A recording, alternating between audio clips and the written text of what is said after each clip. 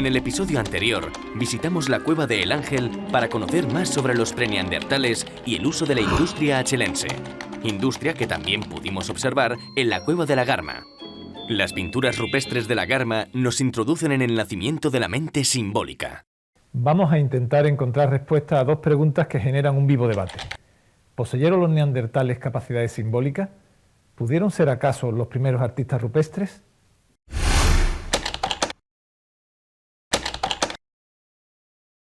Rodrigo de Balbín es una de las mayores autoridades europeas en prehistoria. Ha desarrollado parte de su trabajo durante más de 30 años en una cueva patrimonio de la humanidad.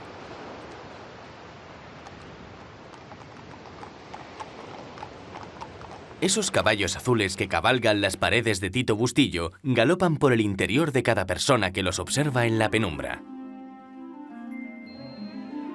La cueva, un ente vivo, ha conservado durante miles de años la obra de unas gentes que materializaron una cultura singular, probablemente más vinculada a la Tierra y sus ciclos que la actual. Pero la cueva alberga pinturas de muy diferente época. Entre unas y otras, media tanto tiempo como el transcurrido desde que se pintó la última hasta el presente. En una galería elevada, en una cúpula natural, fueron plasmadas con ocre las representaciones de varios sexos femeninos. Se trata del camarín de las vulvas. ¿Apología de un matriarcado perdido? ¿Reverencia a la fertilidad? Se desconoce. Las vulvas, que son las más conocidas, son tres que existen en el panel principal, aunque hay unas cuantas más y del mismo interés al menos, que representan la zona central del sexo femenino, del tronco femenino, donde el sexo llama la atención de un modo especial. Y se suele colocar el sexo en visión frontal dentro de un perfil femenino. A veces ese perfil es más completo, a veces simplemente un tronco, sin más. Lo que sí se sabe actualmente es que fueron pintadas hace unos 30.000 años. La cueva de Tito Bustillo es una oportunidad para los científicos, un laboratorio de modos de vida, una secuencia humana de miles de años bajo tierra. Tito Bustillo es un sitio, un conjunto decorado que está entre los 5 más importantes del mundo, no solamente en calidad, sino incluso en cantidad. Y que por tanto lo que ofrece es una realidad muy variada y enormemente interesante para estudiar el comportamiento gráfico de los individuos del Paleolítico. El arte paleolítico es un laberinto. En primer lugar, por su propia consideración como arte. Para mí es una expresión gráfica, es decir, es un modo de comunicarse. Hablar de arte, de todas maneras, de arte como lo entendemos nosotros ahora, es muy difícil. Lo que era un modo de comunicar a la gente pensamientos, ideas, recuerdos, sensaciones, historias. Y desde luego, por lo que nosotros tratamos en el momento actual, se compone la representación que llamamos artística como frases, donde cada uno de los elementos gráficos ocupan un sitio y tienen por tanto una significación. Es un modo de escritura en imágenes para nosotros y desde luego tiene un significado que no alcanzamos a conocer y que a lo mejor nunca alcanzaremos a conocer.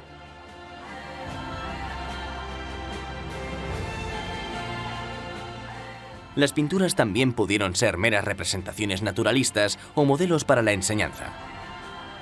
En sitios como Altamira, donde se pintan bisontes, se comen y se cazan ciervos. En sitios como Lascaux, donde se pintan toros, fundamentalmente grandes toros, lo que se come y se caza son renos. No coincide nunca una cosa con la otra.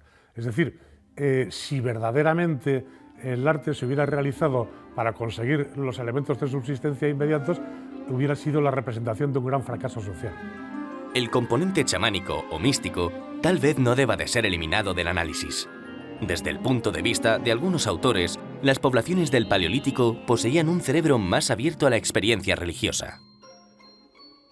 Esta chamana de Corea practica un ritual en el que se comunica con los espíritus.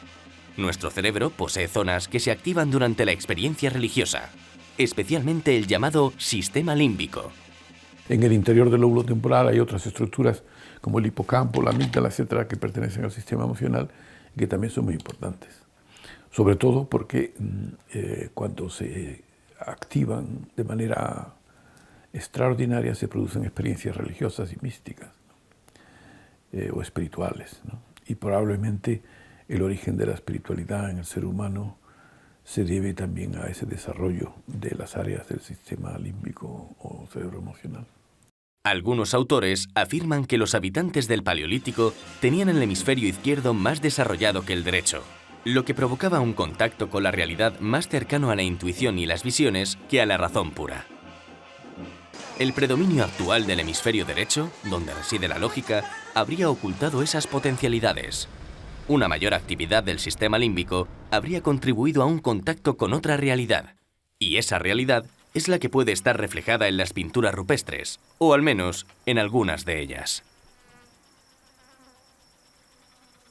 El uso de drogas o de la música podría haber contribuido a este tipo de experiencias, como todavía se observa en algunos lugares del mundo. En el arte rupestre se observa una gran maestría y un profundo conocimiento de la formación de imágenes en el cerebro. Los artistas del Paleolítico parecían conocer los mecanismos de la percepción. Además, aprovecharon los volúmenes de los paramentos para dar profundidad a sus composiciones, para conseguir corporeidad. El arte rupestre de la península ibérica abarca miles de años, desde las primeras manchas rojas hasta los barcos de la Edad del Cobre, pasando por el arte macroesquemático y el magdaleniense.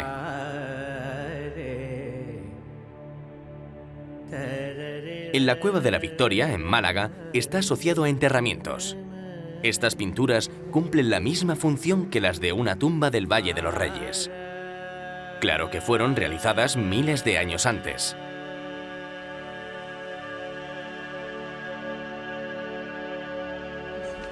En la actualidad existe un problema que ha disparado los debates: las dataciones del primer arte rupestre.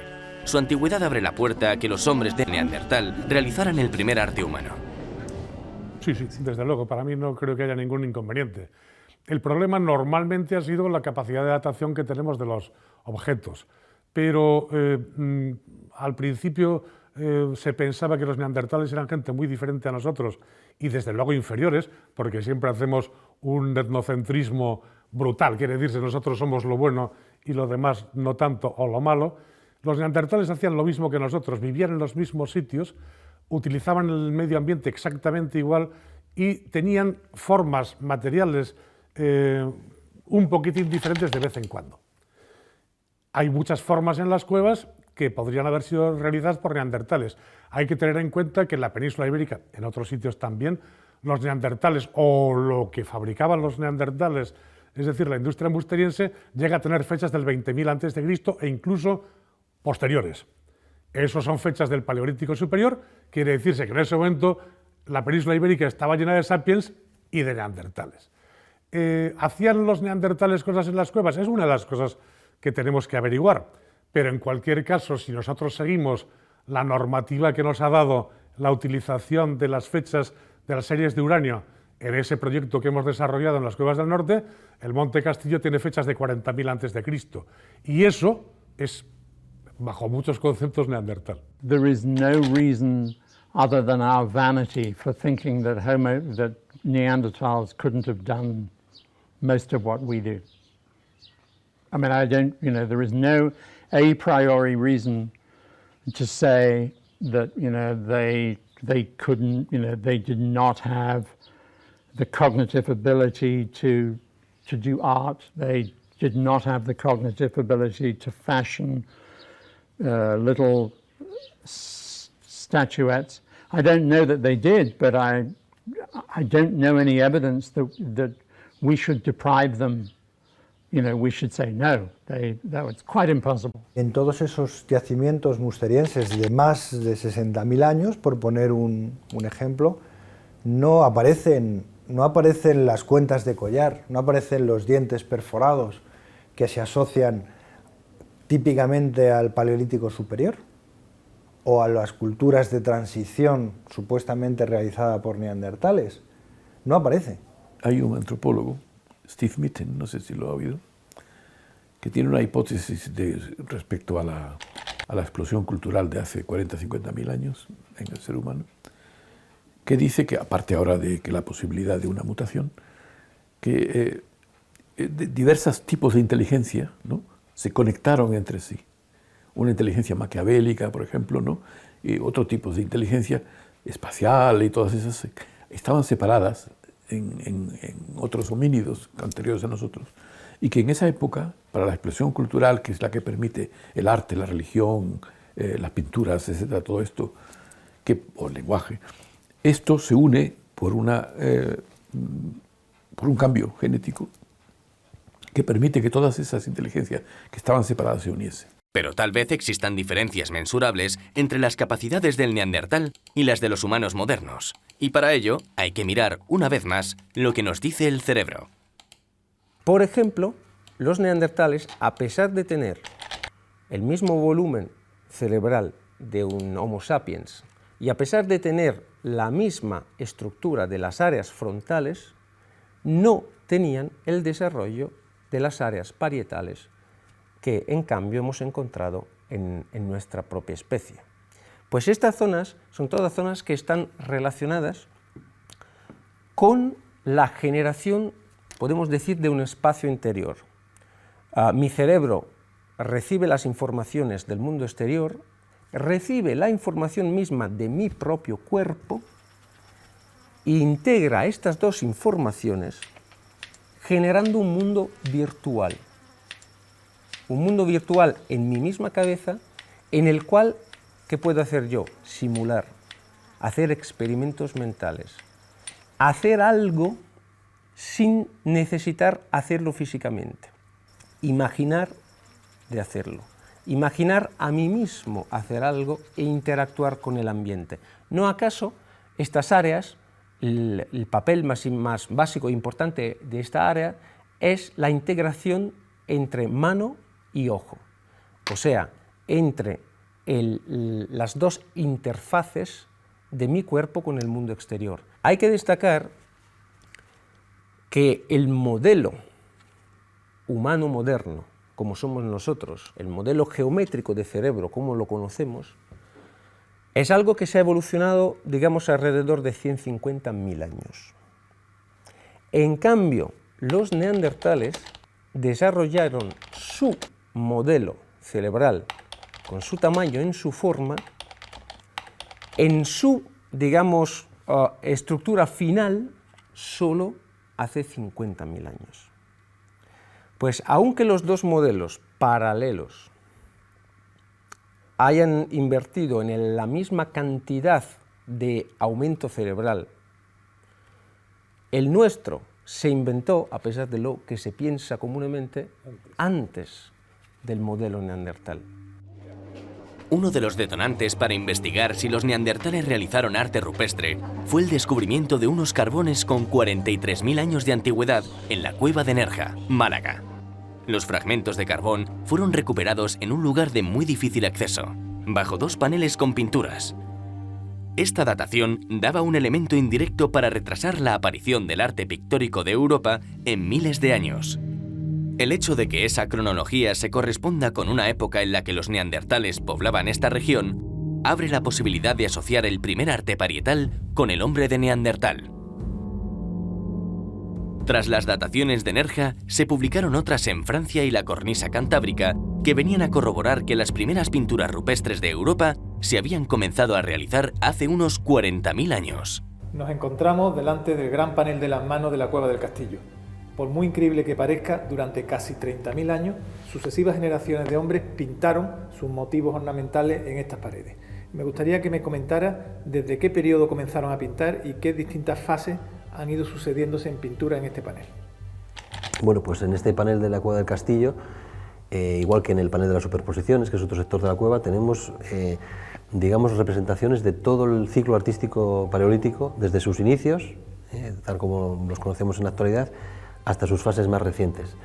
De hecho, las recientes dataciones obtenidas sobre costras de calcita asociadas a las pinturas nos permiten saber que las primeras figuras que se representaron en este techo son más antiguas de 41.000 años.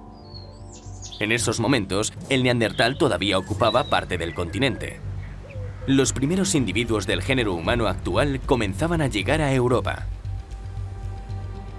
Uno de los problemas para asegurar estas edades son las dataciones.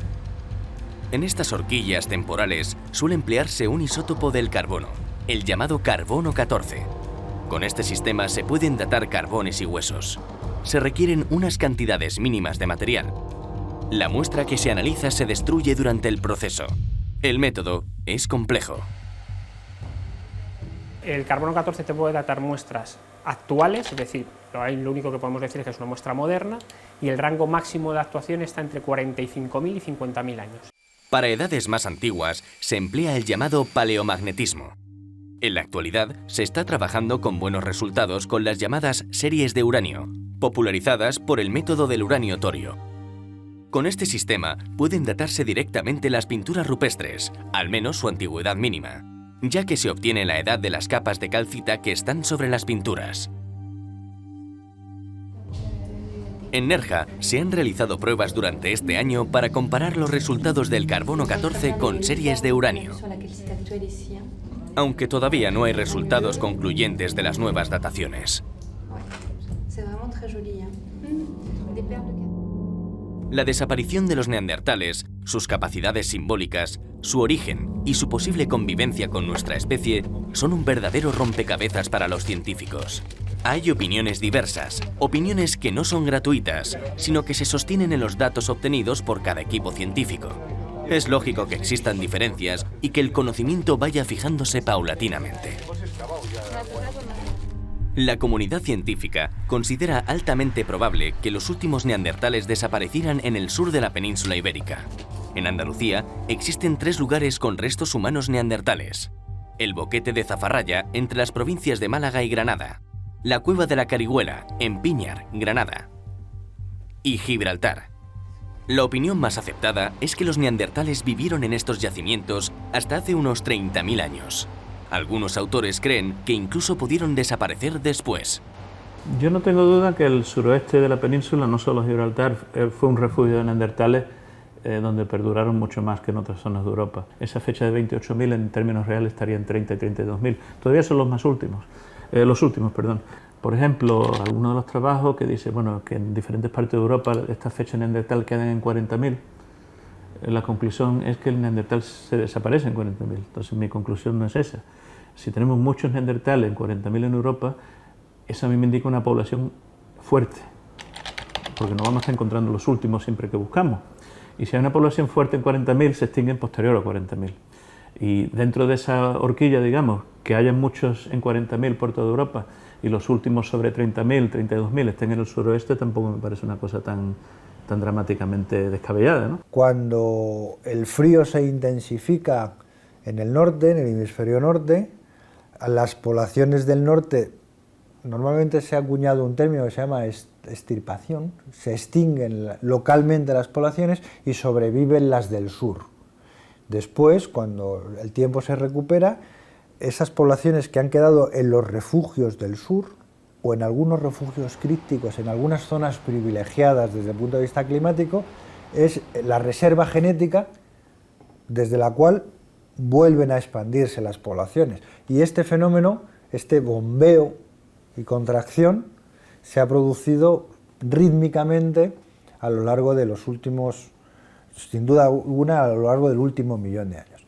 Bueno, pues en este proceso de contracción y expansión hubo una contracción y fueron en las penínsulas del sur de Europa donde algunas poblaciones de animales y también de humanos, de neandertales en este caso, quedaron acantonadas, con la diferencia de que ya no se produjo una nueva expansión.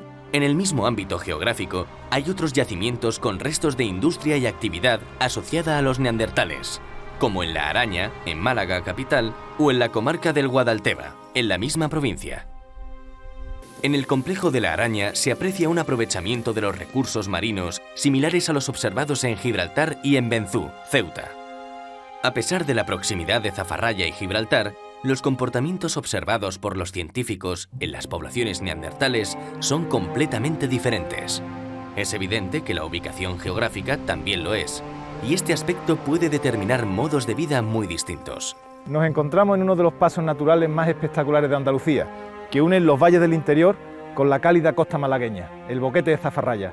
Ascendemos hacia la cueva de Zafarraya, donde los neandertales vivieron hace miles de años, dominaron el territorio y cazaron las manadas de animales que pasaban por este paso natural. El comportamiento de los homínidos de Zafarraya nos remite a una ocupación ocasional y a restos de prácticas antropofágicas. Aquí no se ha recuperado ningún resto material de actividad simbólica.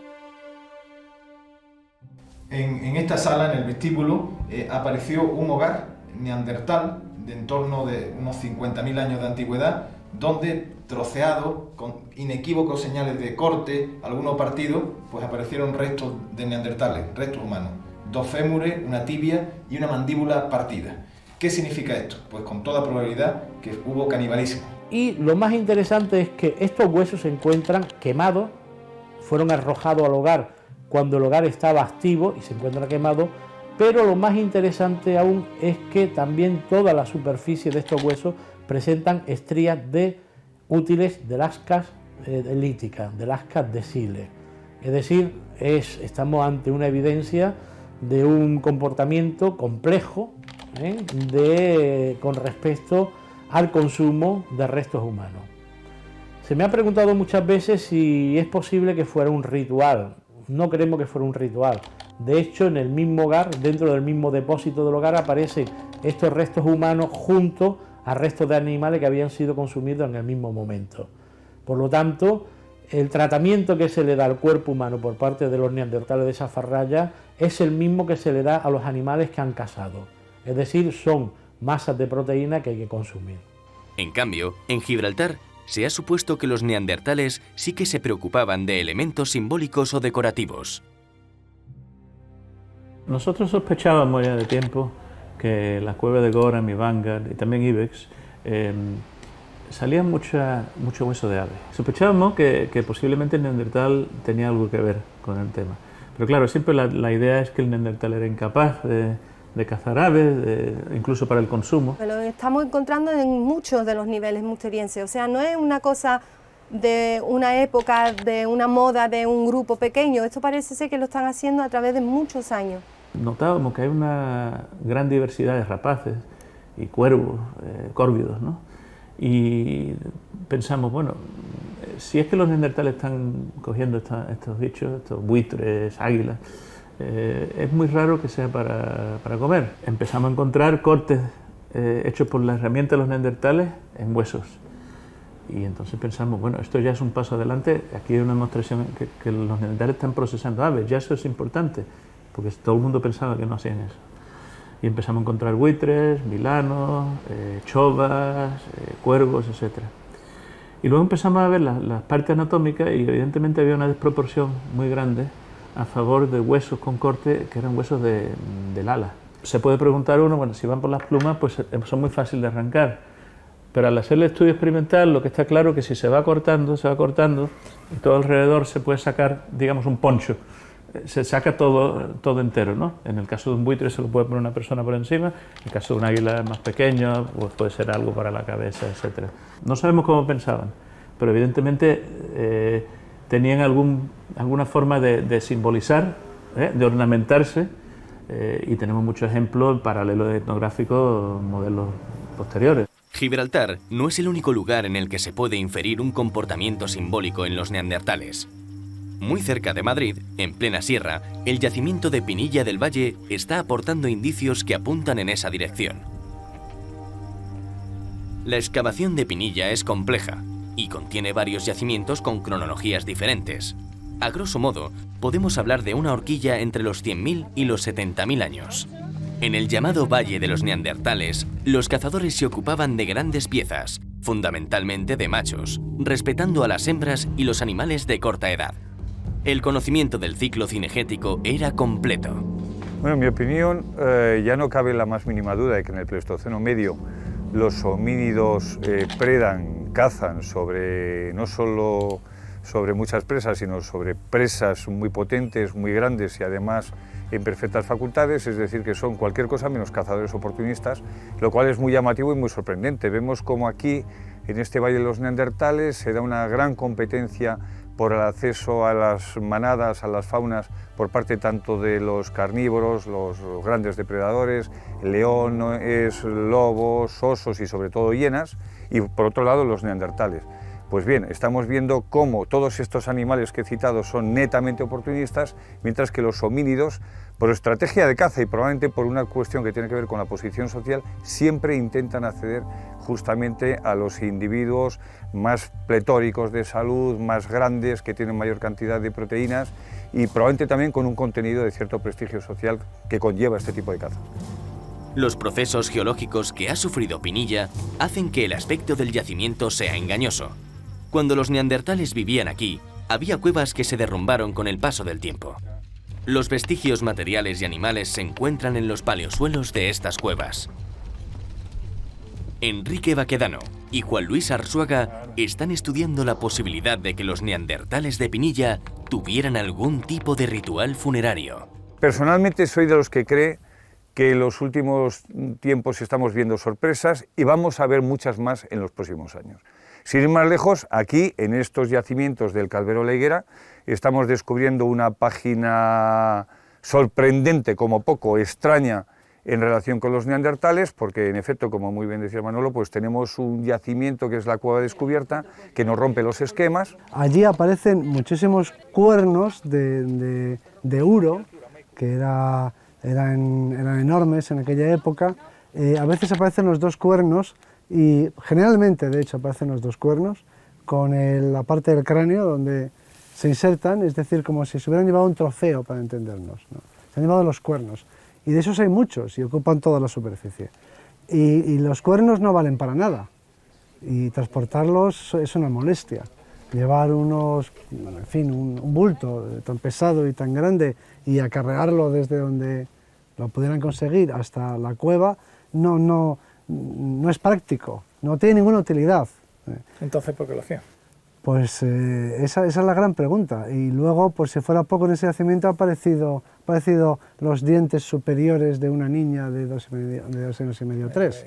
Así dicho, si yo llego, yo no sé mucho de esto evidentemente, pero veo una zona muy marcada de dormitorio, los hogares, la industria donde comían, los huesos, y casualmente al lado un lugar donde aparece poca industria, donde aparece que no comen, no es un lugar de dormitorio, y sin embargo aparecen esos huesos de toro justo encima de hogueras, y parece que solo hay eso que han llamado trofeo.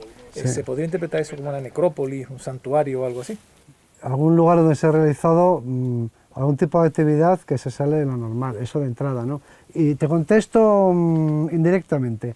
Si ese yacimiento correspondiera a humanos de nuestra especie contemporáneos o posteriores en el tiempo, si fue un yacimiento que hubieran hecho Homo sapiens, sin duda diríamos que han realizado algún tipo de actividad social, cultural, ceremonial, de grupo en ese lugar. Como se trata de neandertales, de los que nunca se ha podido mostrar que tuviesen estos comportamientos simbólicos, pues tendremos que estar seguros, muy seguros, antes de que lo demos a conocer en las revistas científicas.